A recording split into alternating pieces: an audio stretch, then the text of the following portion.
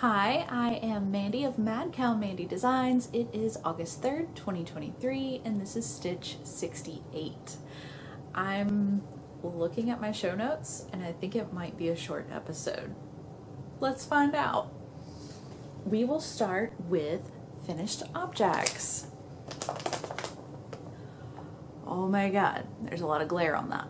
I made 40 dish scrubbies.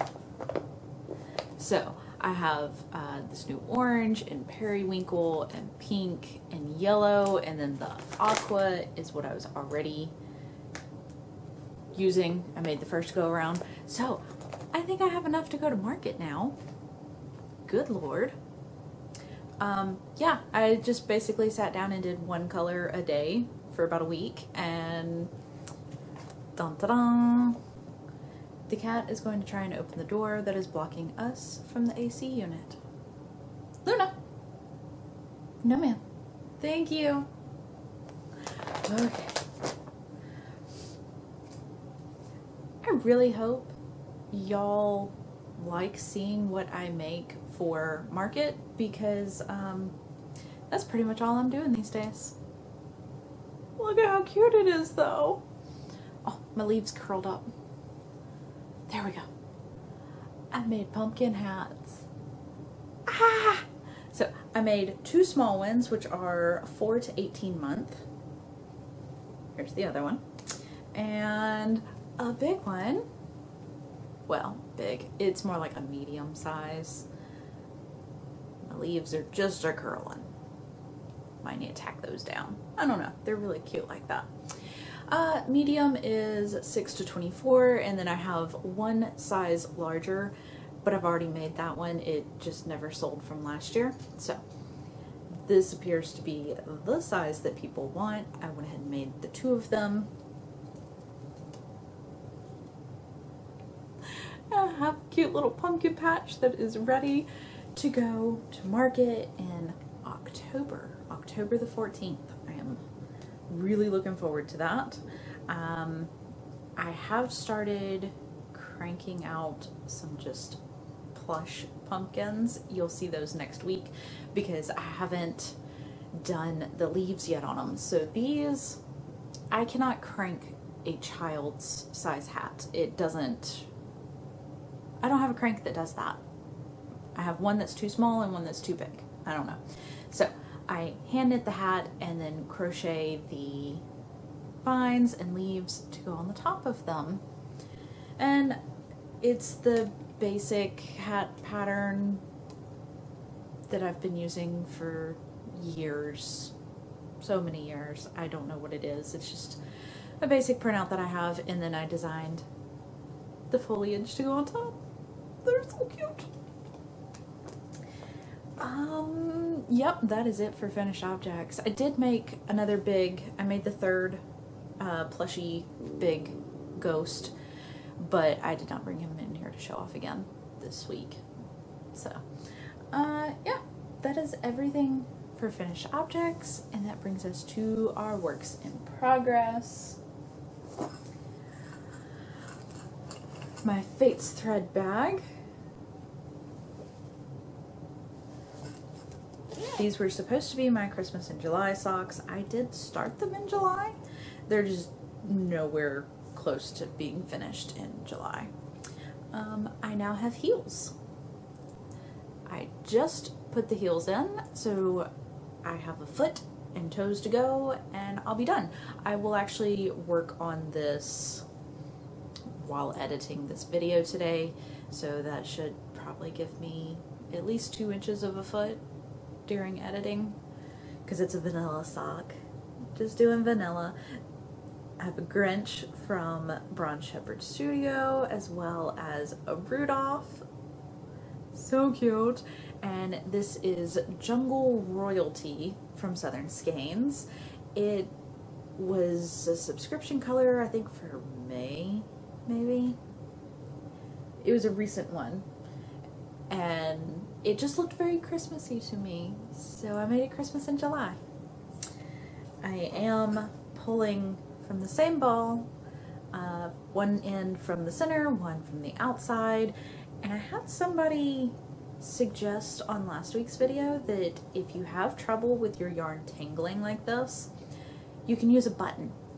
You can thread the yarn through a large button before starting, and it would keep your strands from getting as tangled, if that's something that you're interested in.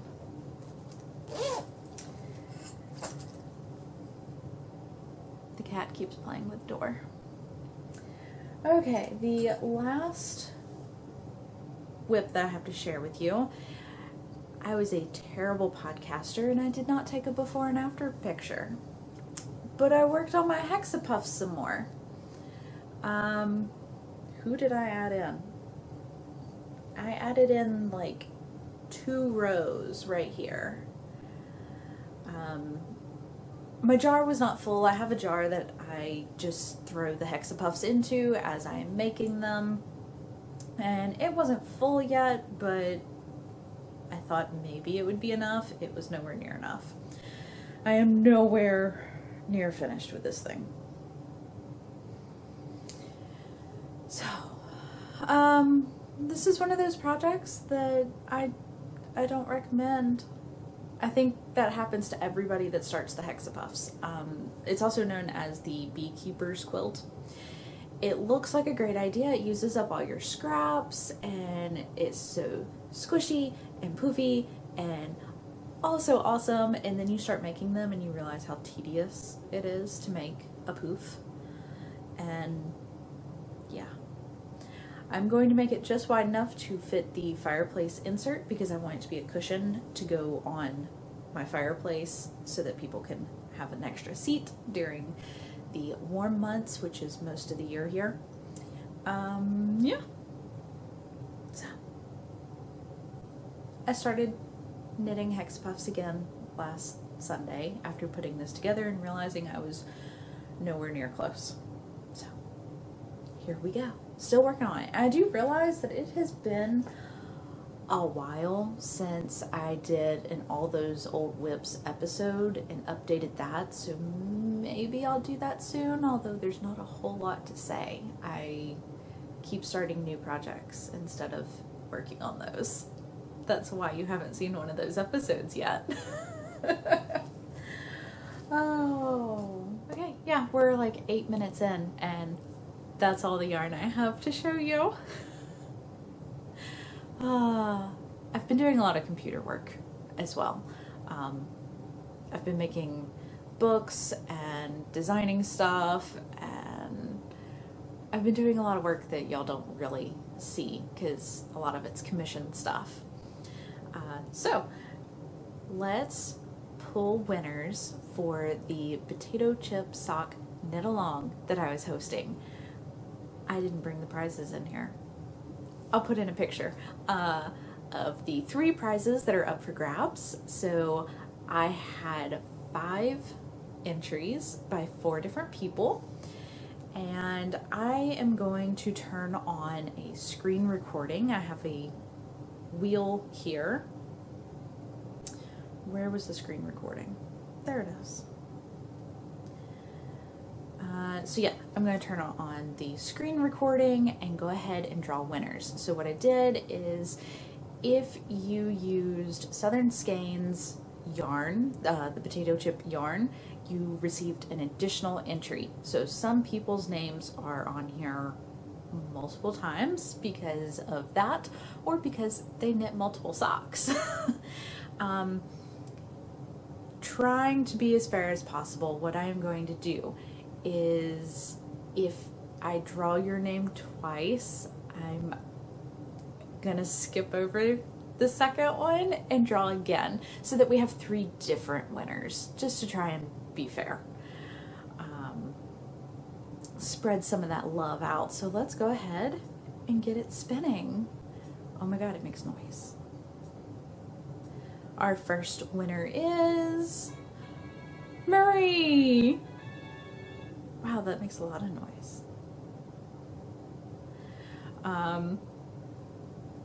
Marie knit multiple pairs of socks, and she used potato chip. I think she used the barbecue sock yarn. So, gorgeous.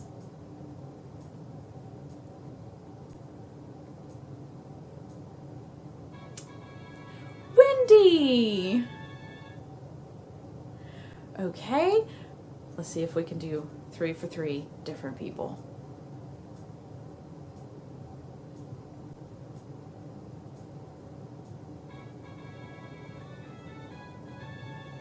Let's try again.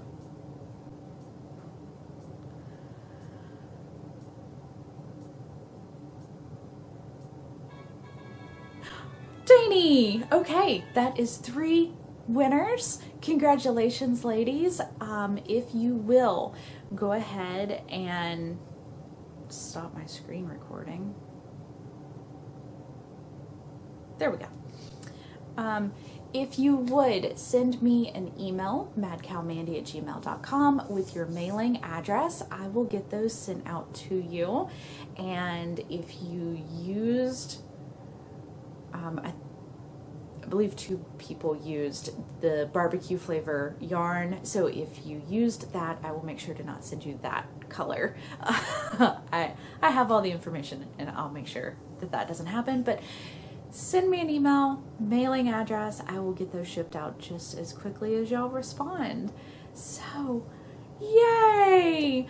That was an absolute blast. Y'all seem to really enjoy it. I will definitely be doing more knit-alongs in the future as I release more patterns. Some of y'all are already asking what my next pattern is, and I have no clue. I'm not working on anything. I am just in market fall heaven making all of the fall stuff right now, so I haven't even thought about what my next pattern will be. It'll be a surprise for everyone. So time for chatter. It is 4 in the afternoon and I am working on my second cup of coffee. That's what kind of day it is.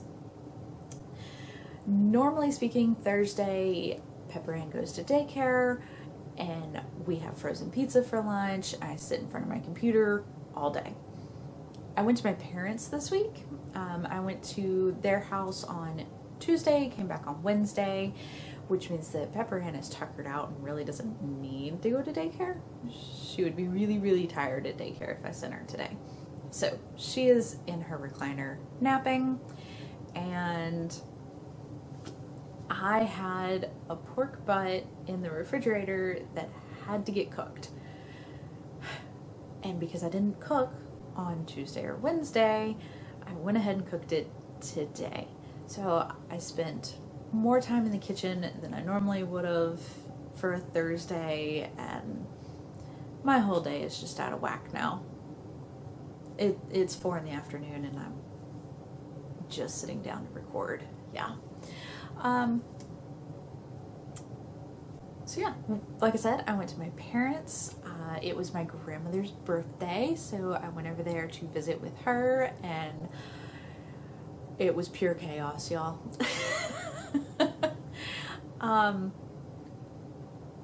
We pull up, and I knew that my aunt and cousin were going to be there. They drove in from out of town to spend her birthday with her, so I was expecting to see them. But then there was another vehicle in the driveway and the plumber. We thought that the plumber would have already come and gone by that point in the day, but no. So we walk in to a full kitchen of people, and it ends up that the other vehicle was a cousin and 2 of his grandkids, and everybody is just cutting up and having a grand old time. I swear, y'all, I saw the perfect example of the family I come from. The kitchen was full of people all harassing each other and having a grand old time, and ends up that somebody had dropped off a cake earlier that morning for my grandmother for her birthday, and nobody had cut the cake yet. So Mom went and pulled out the cake, and she starts cutting it, and she's just passing out cake to everybody, and the plumber walks through. And she hands him a piece of cake and says, "Here you go, take a seat." So my dad pulls out a chair for him. The plumber sits down and is eating cake with us, and before I know it, he's picking on the kids and having a good old time eating his cake, so I assume we must know him. He must be a friend of the family somewhere. No, we have never met the plumber before. He is just an innocent bystander that had cake handed to him, and he just made himself at home. Oh, this is the kind of family I come from. So we just make friends anywhere and everywhere we go, and we will feed anybody that walks by. I don't know what to say.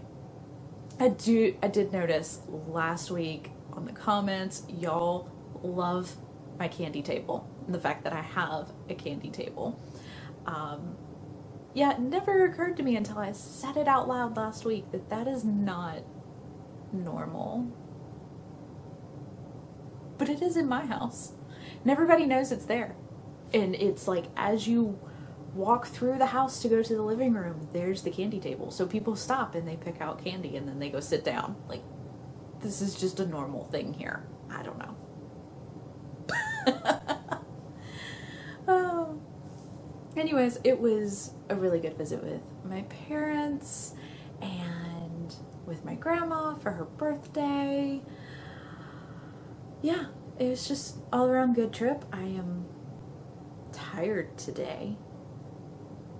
I don't know. I shouldn't be this tired, but I am. And yeah, I need to get this onto the computer so I can start editing. I'll work on my socks while I do that. And hopefully I'll get some more work done to show you next week. It was just a slow week. I didn't really do much knitting at my parents' house. I did a little bit of knitting, and I guess I don't usually knit a whole lot at my parents' house because I'm up, active, and doing stuff with them. And I was sitting there talking to my mom at one point, and I'm just knitting away, and she's like, how do you do that and not look? Because I was making eye contact with her, just knitting away, and I was like, I can feel it. And for me, knitting is like typing. I type without looking at the keyboard. And you can feel when your finger goes to the wrong key, and you'll back it up and fix it. I can feel my knitting needles, I can feel the yarn, and I know when I make a mistake, and I'll stop and I'll look down. But it just kind of occurred to me that I don't usually knit a whole lot at my parents' house, so they don't see me just knitting away and not looking down. It's normal here at my house. My husband's used to it, Aunt Pam is used to it, all of that jazz. I do need to insert photos, so we are going to end this episode on a slideshow of all the socks that were created using the potato chip sock pattern. I am also going to throw in my socks as well as Aunt Pam's socks. Neither of us were in the drawing, but we do have finished socks, so I'm going to put all of those in here along with all of the entries that I received. Thank y'all so much for participating in that. It was so much fun. We will definitely be doing it again. And I guess until next week, take care of yourselves, and I will see you then. Bye.